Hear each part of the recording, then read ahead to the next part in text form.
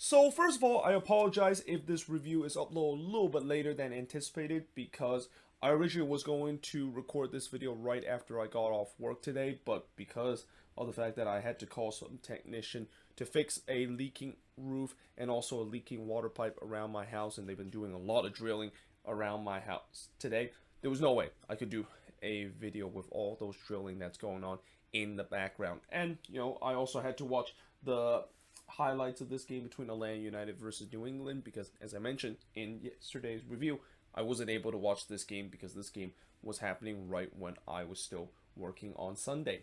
But that being said, in terms of this game between Atlanta United versus New England, well, there were definitely some entertaining action, and you could say that, both of these teams, they were definitely going for the victory. And as I mentioned, this was kind of also another desperation derby with both of these teams definitely not having the start that they hoped for in the beginning of the season, and they were hoping to get all 3 points in this game to really continue to lift their slow start of the season and get themselves back in above the playoff line. But in the first half, Turner absolutely robbed Amada from 21-yard out free kick. I mean, if that one went in, I'm pretty sure Atlanta United fans is going to stuff those vote for goal of the week. And as I will mention later in this game between the Sounders versus Minnesota, I think we're going to have a war between Atlanta United fans and Seattle Sounders fans in terms of who can stuff the votes for goal of the week in this week, because it seems like these two teams had a goal scorer that basically scored a goal that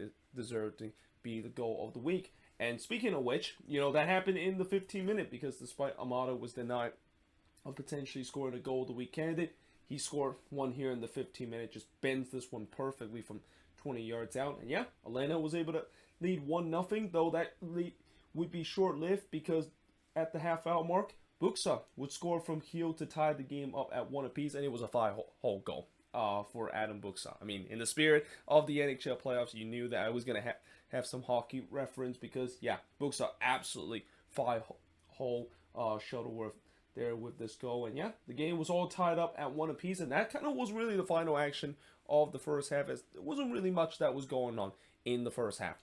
That would change in the second half. And you notice how I mentioned in most of these games that I talked about this week, a lot of the action has happened in the second half, and it happened again in this one because just 9 minutes in, Buxa would score from legit to give the refs a 2-1 lead. Now, there was a hint that whether or not if Adam Buxa actually timed his run perfectly when legit played that perfect through ball. And on the replay, it seems like he did just that because it looks like he was just even with the last defender. And yeah, the goal, of course, would count, and New England were up 2-1 in this one. Moreno then drive one wide from 18 yards out, but then just 2 minutes later, like how Atlanta had a short-lived lead, New England also had a short-lived lead because in the 63rd minute, Araujo would score from Amada and Moreno to tie the game up at 2 apiece, and there's no doubt that this was the best game that Thiago Amada has had so far this season. I mean, with a goal and an assist in this game, I mean, that's something that he has not done pretty much throughout this entire season. But as I mentioned, momentum was with Atlanta as they looked to retake the lead. Araujo were looking to score his second goal and give Atlanta the lead back, but it goes straight to Turner. Then Turner denied Amada from close range in the 73rd minute. Buxa was looking for a hat trick, but he missed just hide in the 81st minute before Shuttleworth denying Tristanson in the front post. And then Moreno skies it high from close range in the 84th minute. And again, this game looked like it was up for grabs. Like both of these teams, you know how desperate they need 3 points coming out of this one, and they were pushing to try to get the winner. Ibra just fires it high on the header from the corner in the 86th minute. And then on the other end, McNamara came probably the closest in terms of scoring that third goal for both of these teams that was chasing for that third crucial goal as he struck the post from 20 yards out. And despite the fact that both team were looking to get that elusive third goal, it never came, as both these teams had to settle for a 2-2 draw. And the shots in this game pretty much tells you that there was a lot of action. I mean, 26 shots compared to 14 that New England has, like 40 shots for both of these teams. That's a lot shots that has happened in this one. The only 5 of them was on target compared to 4 that New England has. 5 shots off target, 11 that Atlanta has, and 10 shots that was blocked compared to 5 that New England has. So again, the number for Atlanta, it's a little bit deceiving. Yes, they had a lot of shots, but almost half of them end up to be blocked from New England. And the percentage wise, in terms of possession, 56% possession compared to 44% possession that New England has in this game. And yeah, overall, this was a very entertaining game, but it's certainly a game where, in terms of result wise, I don't think either of these teams would be satisfied. I mean, Atlanta had a chance to get all 3 points with some of their chances that they had late in the game. They weren't able to take it, and the same goes with New England, who, normally when you're the road team and you walk away with a point at an entertaining game, you'll definitely take it, but because of how slow of a start that New England has got themselves in, and that there's just so much expectation for this team to do well, this is definitely not good enough, and that they definitely were hoping to get all 3 points in this game to, in some way maybe send a message to the rest of the league that maybe the Revs are indeed back and are slowly climbing themselves back up in the table. But this draw will definitely not help that cause. But moving on, in terms of the next match, we got the Seattle Sounders versus Minnesota United, and yeah, it is pretty clear that the Sounders basically own the Loons. I mean, the dominance continue where Seattle basically have won all but 2 games against Minnesota. I believe the Loons have only won 1 game in this all-time meeting, and of course that came last year, but they have yet to win or even get a draw against the Seattle Sounders at Lumen's Field, and that includes that disastrous 2020 Western Conference Final, which I don't want to mention that game because it just brings back bad memories. But yeah, this was a game where I feel like, I know a lot of Minnesota fans said that this was a poor performance, but I kind of didn't look at that way. I mean, maybe this is me trying to be a little bit optimistic and maybe sugarcoat it a little bit. But the Loons had chances in this game. And you could maybe say that they kind of gone toe-to-toe with Seattle for most part of the game. But as we've seen it before in this series, where even when Minnesota goes toe-to-toe with Seattle, they just don't have enough attacking power and don't have enough in terms of the clinical finishing, because you can also say that this is a classic example of what happened when you don't bury your chances against a much superior team. Now, in the first half, Sinclair was able to deny Ruidíaz in the front post, and then there was a second effort from Morris that hits it straight to Sinclair. This defense by Minnesota in this game was absolutely gas. I mean, you can definitely saw the quality from the Sounders who basically put their strongest team in this game. And I also thought that, for most part, you can definitely see some rust in terms of these players and maybe some hangover from their CCL win against Pumas. But, there were times where the Loons were just giving them way too much space to operate, and it basically happened throughout the entire game. As I mentioned, Seattle looked like they come out strong out of the gate, and this seems like this could be a long day for the Loons, because if the Sounders would get the opening goal in this one, I won't be surprised this could be 2 or 3-0.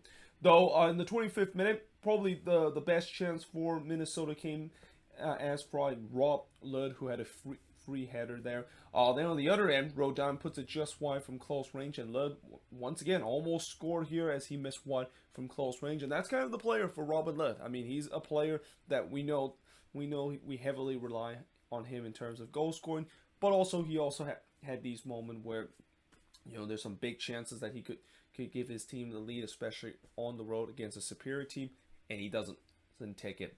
And then on the other end, Morris went through on goal and actually chipped Dane Sinclair here, but that one struck the post, and you just kind of knew that a goal is coming in a matter of time, though I didn't think it was going to come from Minnesota. And remember I talked about Robin Ludd and how he is a guy that, he can definitely score goal for this team, but he can also miss some that could be crucial for this team. But in the 34th minute, I thought this could be a crucial goal because he scored here to give Minnesota a 1-0 lead. Though this was kind of a big controversial one, and this I think kind of lost in the flow of this game because Seattle did come back to win this one.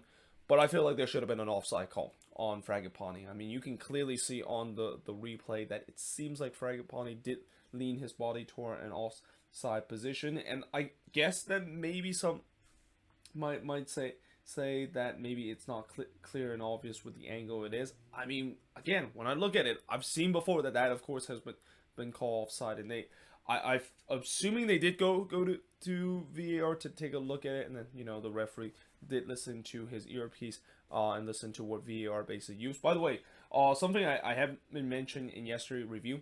VAR is now all done in Atlanta. It seems like MLS has started to go through the same route that a lot of teams basically, or a lot of leagues are doing, which is they have a centralized area and they basically look at the monitor for any VAR potential play that is happening, and it seems like it's now located in Atlanta. So you know how in hockey, whenever there's a replay system, people complain about a bad call in the replay. They always say blame Toronto, and how in the MLB, people complain about the replay and a bad replay call. People say that, well, we should just blame New York. I guess maybe you could say now we can blame Atlanta for that, though. Kind of doesn't roll as well as you would say blame Toronto or blame New York as we see in the other two sports. But I guess you can say that anytime when there's a bad call, just blame Atlanta and also blame the referee for blowing it in the VAR call. But yeah, that gives the Loons a 1-0 lead. Danladi then tried to poke it in the back post, but he just was not able to do so, and he did try to stretch to get it, but he was just out of reach. But Seattle, they look like they were rattled since they give up the goal, and this was a big opportunity where, you know, when you are able to catch a team rattle, you need to get that second goal. Lawrence had a chance to do so, but he hits it straight to Fry, and then right on the stroke of halftime, it seems like Seattle gained back momentum as Morris once again went through on goal, but he just missed wide there. I mean, Morris, he had a lot of chances in this game, and I think that's kind of been the criticism of Jordan Morris this season, where,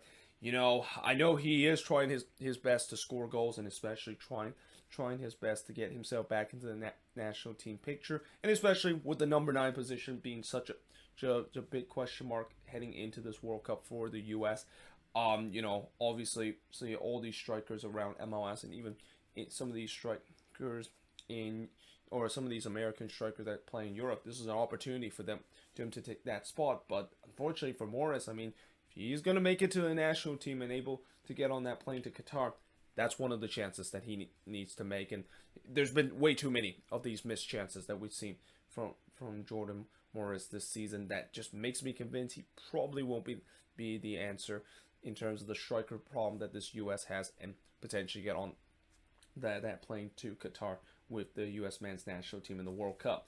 Now, in the first minute of stoppage time, Nuhu almost scored his first ever MLS goal, but he just missed that one high. I mean, I'm pretty sure that crowd at Lumen's Field was ready to erupt when Nuhu finally scored his first ever goal, which, you know, if that ever happens, I mean, you know, I'm going to definitely put the thumbnail of the video as Nuhu, of course, scoring goal, because you know that eventually it's going to happen. We talk about a lot of players that is long due to finally score his first MLS goal, and it feels like Nuhu is probably due, especially with the way that maybe the time is kind of winding down, with the way that if there is rumors saying that there's a lot of interest that he is getting from a lot of European team, we might not see Nuhu in a Sounders shirt anymore. It will be kind of disappointed if he never gets his first ever MLS goal. But we do head to halftime with Minnesota leading 1-0. That lead, of course, was in huge jeopardy in the 48th minute when there was a penalty that was called for Seattle after, or a penalty given to Seattle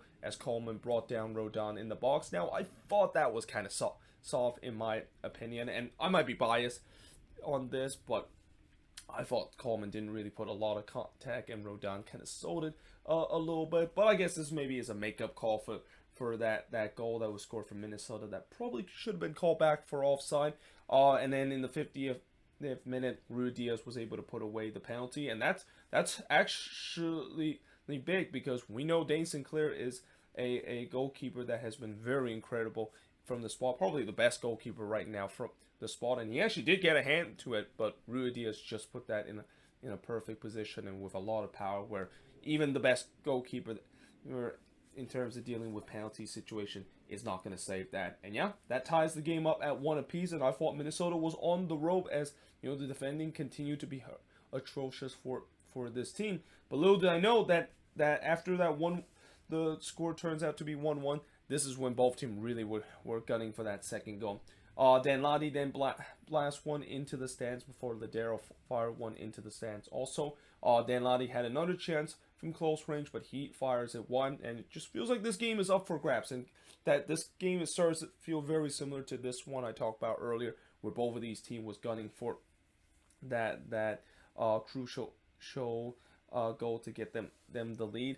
Dane Sinclair would then deny Rusnak from close range before Hwang looked to score his first goal for Minnesota, but he missed it just wide despite having a free header from the corner. And then in the 74th minute, remember how I said that I was glad that Joao Paulo is not playing in this game, and that means the Sounders don't score an absolute stunner against Minnesota. Yeah, I forgot that Christian Roldan can also do that. And by the way, Christian Roldan has scored a goal also against Minnesota too, and it's only fitting the fact that he would score a goal also here, as he scored in the 74th minute to give the Sounders a 2-1 lead. And I'm not even mad at all, because I knew it was going to happen. Like, you knew that in a Minnesota versus Seattle game, there has to be an amazing goal score from Seattle against Minnesota to basically call this game a Sounders versus Minnesota United game, and in some way another very, very kind of humble experience seeing a great goal scored against us. But yeah, again, credit has to do to Rodon score an amazing goal. Though you could also argue, like, if you want to take it in an extreme way, you can definitely question the closing down there. And that, I mean, it's hard to believe that this team have been scored on by some amazing goals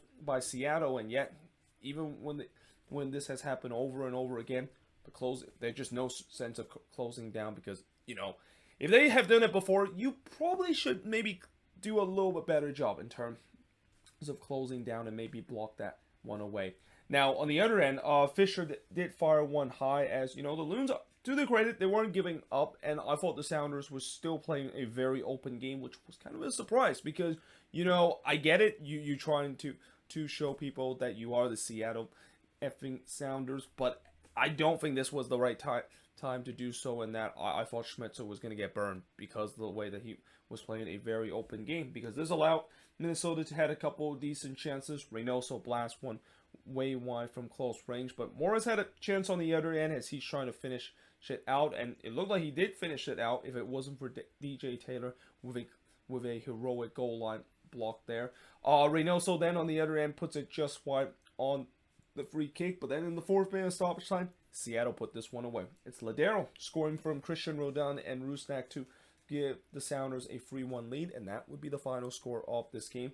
As the shots in this one, 15 shots compared to 11 that Minnesota has, 7 shots on goal compared to 4 that Minnesota has, 5 shots off target compared to 7 that Minnesota has, no shots on block compared to 3 that Seattle has, and possession-wise, 58% possession compared to 42% possession that Minnesota has in this game. And after this game, Adrian Heath definitely had some strong words about his players. And, I mean, there's been this long debate of Heath out or Heath in, and that maybe eventually I might even do a video to kind of do a Venn diagram of, the Heath out people, the people that is kind of on the fence, which I'm kind of in that category right now, because I can see why there's a lot of people saying Heath out, but there's also reason why I can see some people maybe saying it is still Heath in and still give him more opportunity. But whatever it is going to be, one thing I know is that Minnesota is not going to fire Adrian Heath unless